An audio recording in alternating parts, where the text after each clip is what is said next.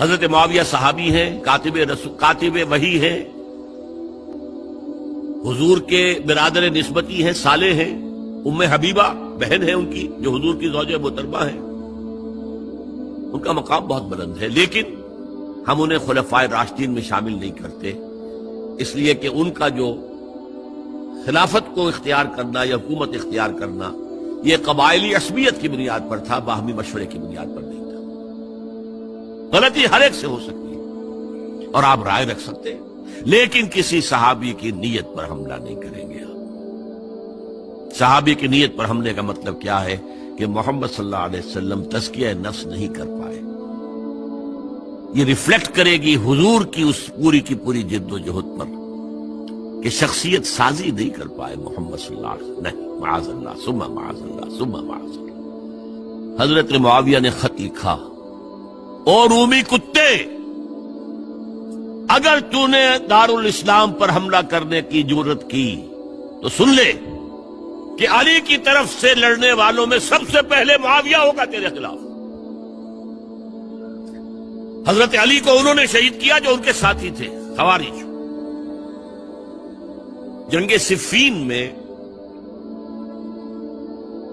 حضرت معاویہ کے کہنے سے عمرو بن العاص رضی اللہ تعالیٰ عنہ نے قرآن مجید جو ہے نیزے پر اٹھا لیا کہ لڑائی بند کرو، قرآن کو حکم بنا لو، جو قرآن فیصلہ کر دے وہ ہم بھی قبول کریں، تم بھی کرو۔ حضرت علی کا خیال یہ تھا رضی اللہ تعالیٰ عنہ یہ چال ہے،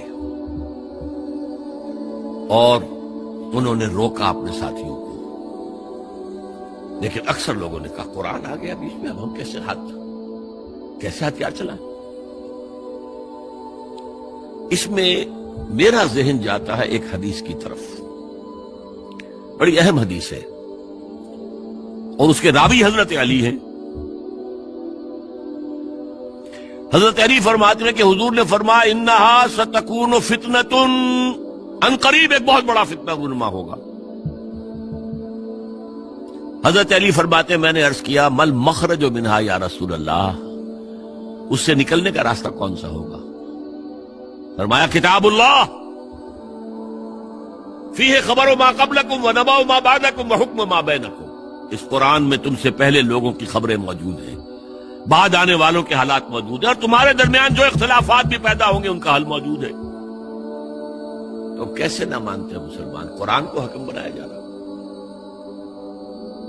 بہرحال اس کے نتیجے میں جو بھی ہوا ہے یہ اب تاریخ کا معاملہ ہے، میں اس کی تفصیل میں نہیں جانا چاہتا، مسئلہ حل نہیں ہو سکا، لیکن حضرت علی کی خلافت جو ہے ان کے ہاتھ پر بیعت ہو گئی تھی، وہ چلی، لیکن 4.5 برس سوائے خانہ جنگی کے اور کچھ نہیں ہوا۔ وہ جو قافلہ آگے چل رہا تھا سیل رواں، وہ 1 انچ بھی آگے نہیں بڑھا۔ البتہ قیصر روم نے جب دیکھا یہ تو آپس میں لڑ رہے ہیں، اب موقع ہے میں حملہ کروں،